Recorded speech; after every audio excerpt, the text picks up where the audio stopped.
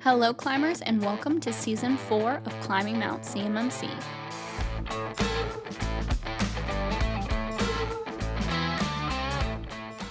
Welcome back, climbers, to another episode of Climbing Mount CMMC. I'm your host, Bobby and Kaleigh, joined by my co-host and amazing daughter, Kaleigh Floyd. Today, we're going to be talking about, our focus is going to be on self-attestation of your level 2 requirements. So contracts are dropping now. If you heard our previous episode, we talked about some of the predictions. We touched on a little bit about self-attesting incorrectly. So we're going to dive in that a little bit more. We're not going to spend a ton of time on it because I think it does tend to tell its own story. But we're going to focus on kind of what the particulars are, what the risks are, and then if you are someone that is concerned about it, this might be a good video to send to somebody in leadership if they're self-attesting and not thinking it's such a big deal. Yes. So we're going to talk about it. We'll have some slides and other things to show about it, but that's what we're going to talk about today. Yes, I'm very, very excited because coming from somebody that has conversations with contractors that are not fully aware of this subject and what it entails and what it truly means, people need to hear this. So I want to ask you some questions, Kaleigh. So the first thing I want to ask you is set the stage here. Why is this self-attestation starting to potentially become a problem for organizations that are winning contracts? Why is this such a shock that this might be happening? Can you kind of set the stage about how we got there and why this is sort of happening? I think that we would be remiss to not discuss something that Vince Scott actually came on here and talked with us about a while ago, which is the back in the day of what you used to be able to do as a contractor to self-assess and, attest to your CMMC scores back in the day, right? And so you're talking about 7019. So the Yes. 252-204-7019. -7019. Now, what Vince said so lovely in this old podcast episode, and I think is important to bring up today, is that these requirements were not requiring you to be at a perfect score, but rather to say what your score is and be true to that score. Okay, and so and be evolving that score, right? It wasn't our score is 80 and then it's always going to be 80 for 4 years. They want to see evolutionary growth. They want to yep. And so, you could go on and be able to fill that out and show where you're going, create a poem and say that this is what we're going to do and we're going to, remediate these things and here's where we're going and that's great and that's all fine and dandy. And that is not the case anymore. And I think that contractors and companies that are in the DIB space are thinking that they can just do it. Do you know what I'm saying? Where it's it's a thing that you just go and you do. But it's okay, but you're going to actually be attesting to these things that it's a level that you're putting yourself at and you're agreeing that you're at. And that level was not the same kind of level that you were doing before. It's kind of in their head that they're still living in this fairy tale world that they can just sort of just say whatever and then that's that. And they've checked that box, right? It is a checkbox scenario. But that is not the case anymore. Right. It is not. With 48 dropping, they 40. can now, I love what Ron Ross says when he came on our episode. I love the way he said it. He said, weaponize. They can weaponize the DFAR clauses, right? So that's where that 252-204-7019 included, so you had to put your stuff in spurs. But now you have 7020 and 7021 and 7025. So those are now in contracts. The 7020 basically says that the DoD has the right to come in and assess you at any time. They give you 90 days warning. That's where the DCMA DIPCAP comes in and comes off the turnbuckle and it's we're here, guys, and we're gonna look over your stuff and hope you're ready. Yeah. So that's what the 7020 is. 7021 is where the CMMC comes in. So now they can say what the contract is going to require level-wise. And that's where we're starting to see in SAM.gov contracts dropping with those requirements. Kaleigh, can you kind of go through the different requirements that might... I'm going to go through every control? No. Right now.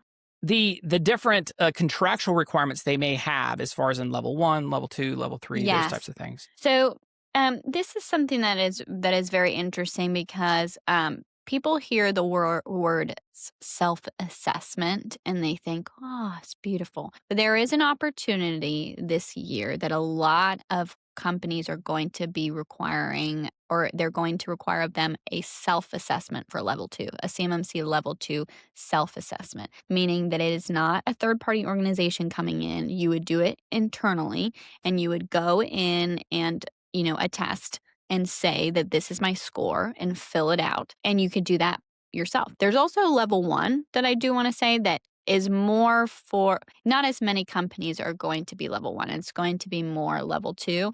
It's only for people that are handling FCI and not CU, which a lot of the times there's companies, if they're handling FCI and they're scared about CMMC, they're normally handling CUI, but there are companies that are going to need level 1.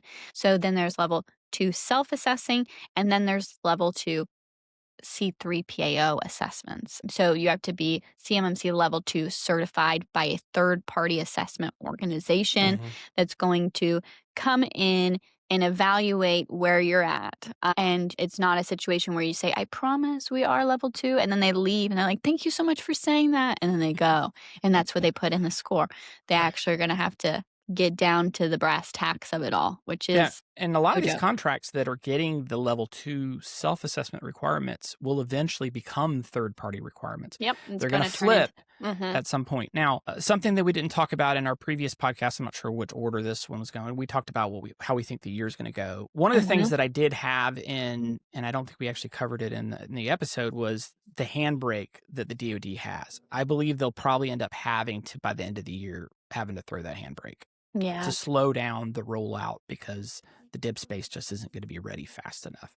So I have a feeling that they're probably going to continue to extend the self-assessment piece of it to some extent. Yeah.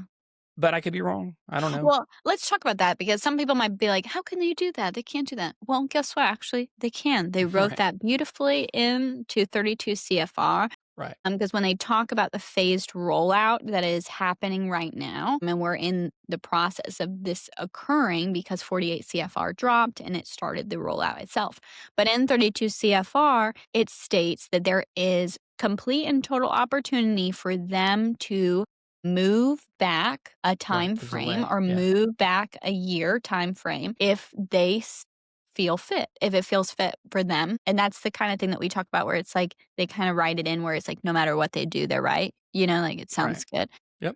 So this is the situation here where they're kind of going to see how this year goes, and they have full authority and full opportunity to, based upon what they wrote in 32 CFR, to push back the date to where they can still continue to only allow CMMC level 2 self-assessments for maybe even another year. And how that works with the rollout is basically everything gets pushed back that year. So then the next year is when it's going to happen with the full C3PAO assessments for CMMC level 2. And then they'll allow for level 3 stuff. But they also said in that same rule that if the contracting officer or the officer that is writing up this feels that it's fit, they can also sneak in that C3PAO assessment even sooner than this year. And they're going to drop this year. They're going to have some third-party requirements. Yeah. One of the predictions I had is that they're going to sneak it in on 1 or 2 different types of contracts of various sizes, so they can sort of get an idea of what the impact will be. Little guinea pigs. Do some sonar pings to kind of see like how things are going to go, just to try to get some better insights. I believe that's how they're going to do it. Do I know that for a fact? No, I don't. But the way they wrote the rules and some of the stuff, I could kind of see where they were creating those options for them to be able to do that if they needed to. So, I mean, I want to believe that they're going to do that. Yeah. Maybe they will, maybe they won't.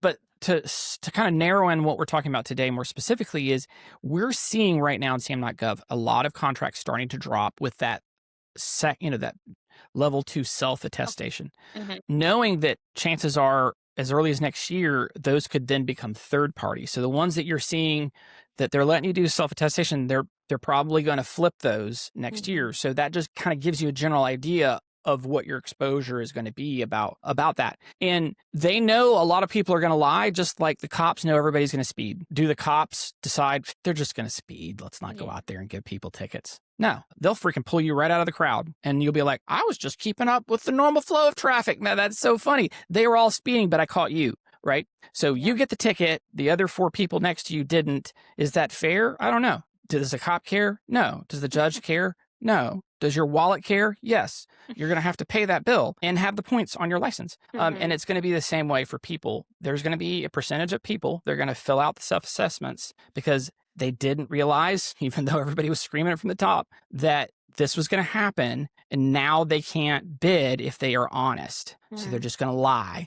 And somebody in the company is going to have to go to the website, check the box that says that you are attesting that you're compliant, and you're going to put yourself on notice that if you get caught, it could get really expensive. They could come after respective individuals in the organization. They could come after the organization as a whole. It just depends on the level of, misrepresentation that's going on, right? For the first time, they saw organizations that were contractors that were lying. Like there was one organization that was lying about that they had a compliant cloud, and they went after the individual that was doing that. That was a new case that kind of dropped, which was like, whoa, that's a big one. Corinne actually had a post about that on LinkedIn. So there are going to be a lot of people who are going to speak and get away with it, but not everybody is. And it could be an extinction level event if you get caught. So I think that is a really big thing that you have to think about. So Kaleigh, why don't you walk us through kind of like the basic process at a high level that organizations would have to go through to do the self-attestation, and what are they saying when they do it? Like, can you kind of maybe... Well, this is something that you brought to my attention because I didn't have access to to SPRS, right? SPRS because I don't have a cage code, and I don't work with that side of it. But it's very surprising to me that I guess in my head what I thought is they'd go in and they'd say, they'd check and say, yes, we are compliant. I hereby, and they'd just write their name. I blank hereby say that we are compliant. But that is not the case. I mean, we can put screenshots as well that you've taken. Thank you for taking these too, Bobby, of what it looks like when you go in. When you first go in to self-attest to CMMC level 2, it actually brings up like a notice that it's like, hey, just making sure that you know that you are attesting to NIST 800 171 controls, and that you are hereby saying like, hey, I'm going based upon these requirements, and I am checking the boxes correctly based upon where I truly am at. And then when you go in and you say, it's going to go through every single NIST 800 171 control, and it's going to list them, and you're going to say that it's either met, or not applicable. And you're going to go through every single one of the 110. It doesn't break it out by assessment objective, which in my opinion it should. No, that would be great. But it's just very interesting to me that they set it up in this way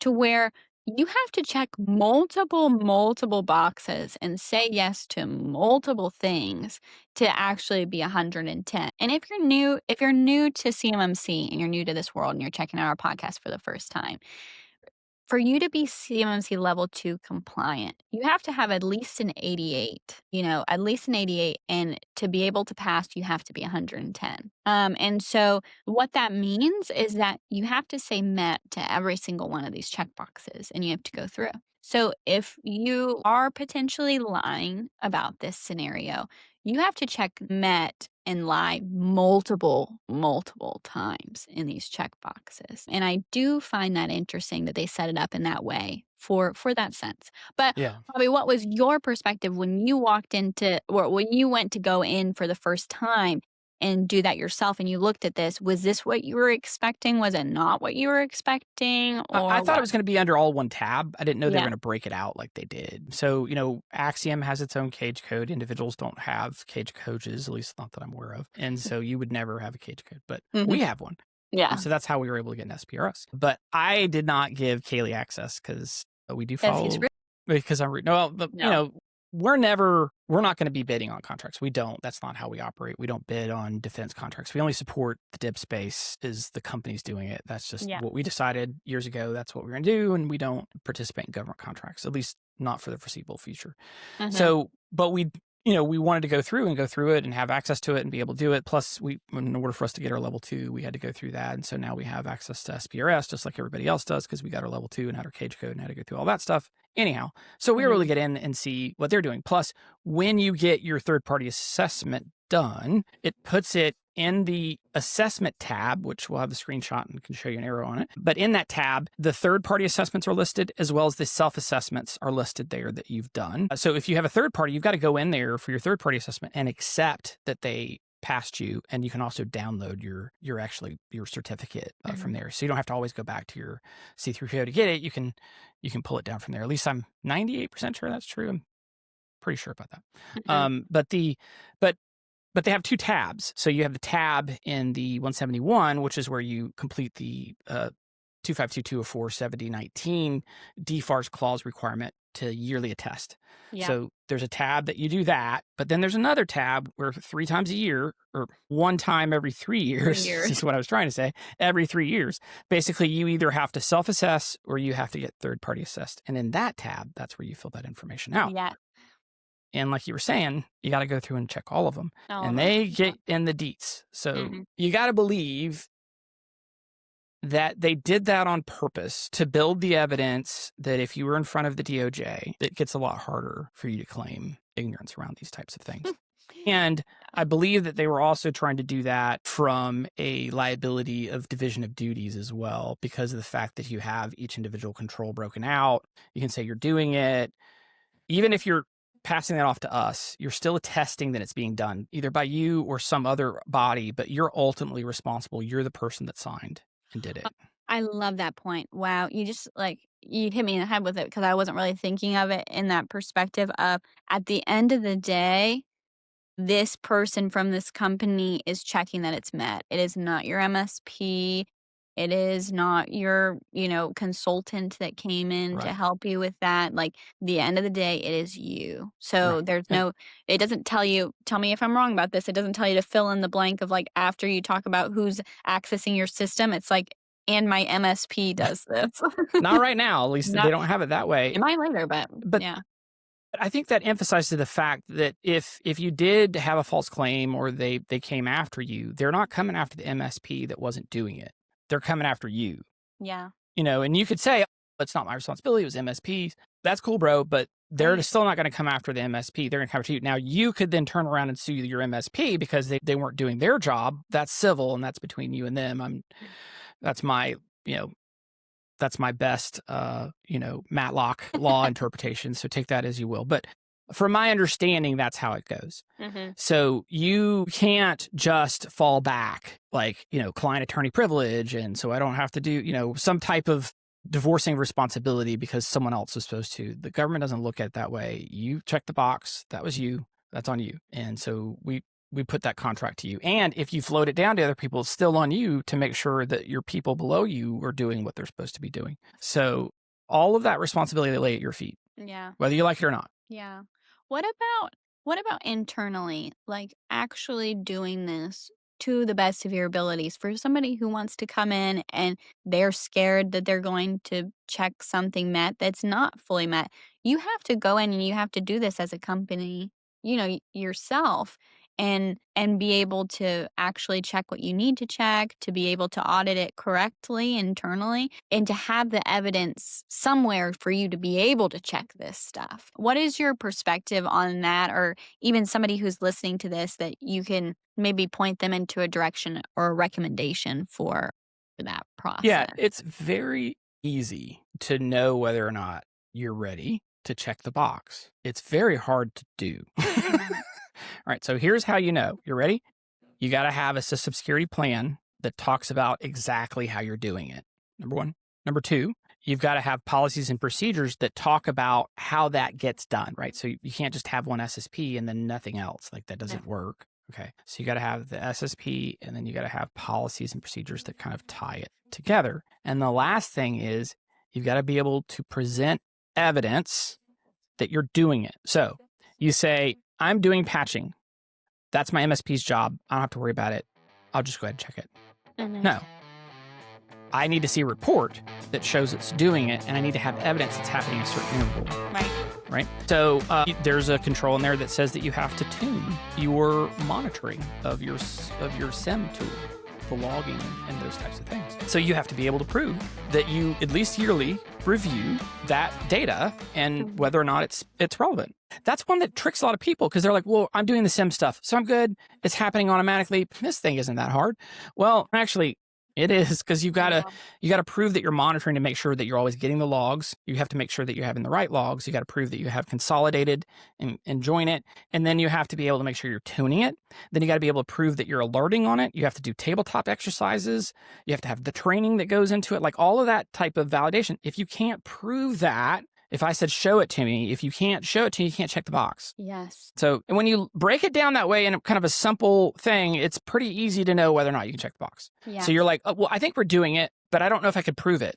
Then you best go prove it and then document how you would prove it. And that would be like a test procedure, right? So now you just created a test procedure for what you have. And then you would save that. And then if DCMA came in or someone asked to show your receipts, you can be like, here's what it is, did the test procedure, this stuff's done, everything's great. Yes. And you got to do that once a year, whether you like it or not. Perfectly explained. Yes, couldn't have explained it better myself.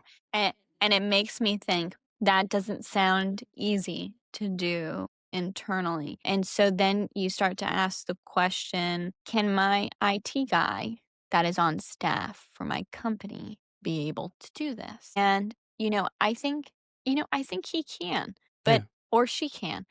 But they need to have knowledge of CMMC, and they need to be able to know what these requirements are and how they work and to be able to implement it. Di Eddington is a wonderful example of this, but she's gone through her CCP and she's gone through her CCA. And, you start to realize that these people, they start to become, the more and more they learn about this subject that not a lot of people know about. And Bobby talked about this in the episode. They're not cheap as well. Yeah. And so this is also a process that I think that when we're talking about going through a CMMC level 2 self-attestation and you're self-assessing for this, you need the proper people on staff. Even if you don't have an outsourced company like an MSP like us that can help you do this, those resources are going to end up needing a lot of training that's going to end up also them costing more. You know what I mean? Or they're going to just try to find a company that's doing this like us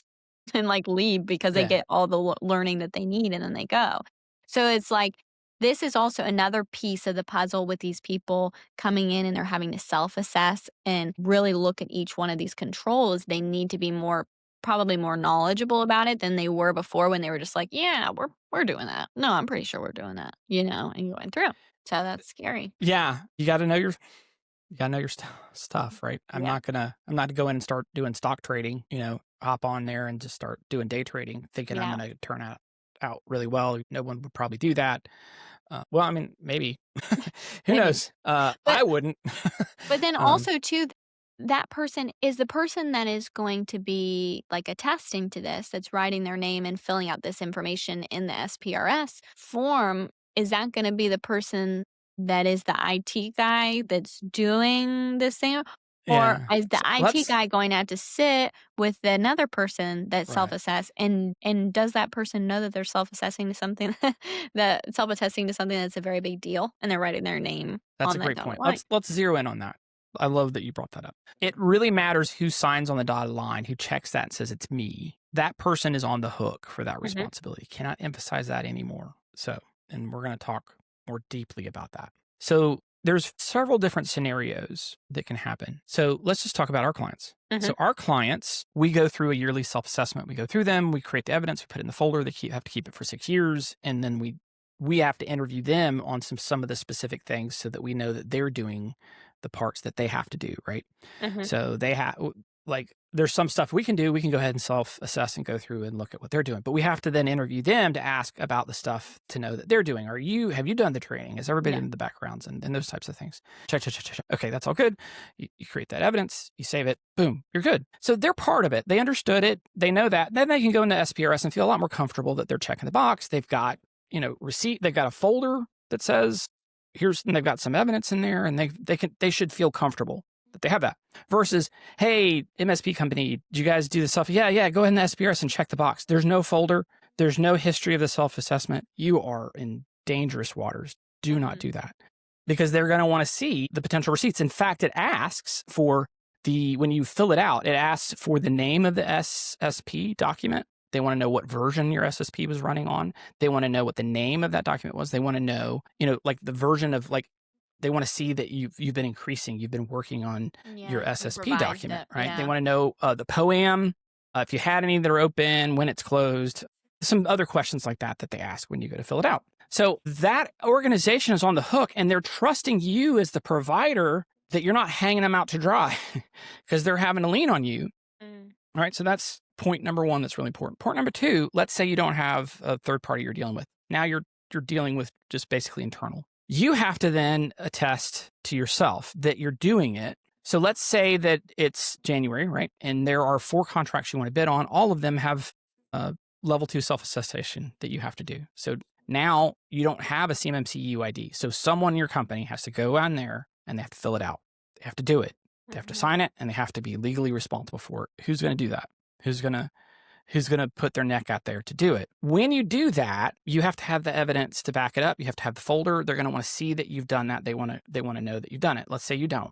All right. So now the reality is you're hoping you don't get caught. Yeah. You're not going to get caught this year, but it doesn't mean you might not get discovered in the past, because I would think that DCMA, if they were going to come out and they did assess and look at stuff, they might want to see past self-assessments that you've done. If you don't even have any of that, but you did have your third party, right? The C3PO is going to want to see the self-assessments you had in the past. And they're like, okay, you don't have any? Okay, that's going to really raise some questions and could be a problem in your assessment. Wow, that's a good point. So all of those things kind of start coming together in different angles that you're not expecting. So this can come back to haunt you.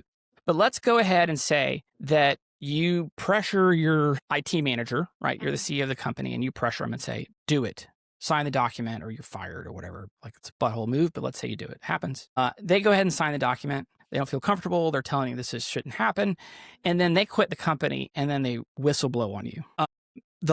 I've heard of those whistleblowers getting contacted within months, like action happening and them actually talking to the company that they reported on within months of being reported. It's not like you may not hear from them for years. Like, they're pretty serious about this. So there's a good chance that if you're forcing someone that and they realize that they have the whistleblower option and they turn on you, you have just hung yourself out to dry by the way that you're doing that. And so just be on guard, leadership, business owners, those types of people, that yes, you might be speeding and the cop doesn't catch you, but what if your passenger could call the cop, right? And report you speeding because they told you not to and you did it anyway. Yeah. How would you drive then, right? You wouldn't drive the same. You would be like, oh, frick, I need to slow down. This is school zone. I'm really slowing down, right? I need to put my phone down and not be texting while I'm driving. Like, it would change your driving patterns because everybody in your car is literally you could be a revenue source for them. Yeah. I fear my daughter would call the cops on me. Right. Yeah. Kaleigh would totally rat me out. No problem.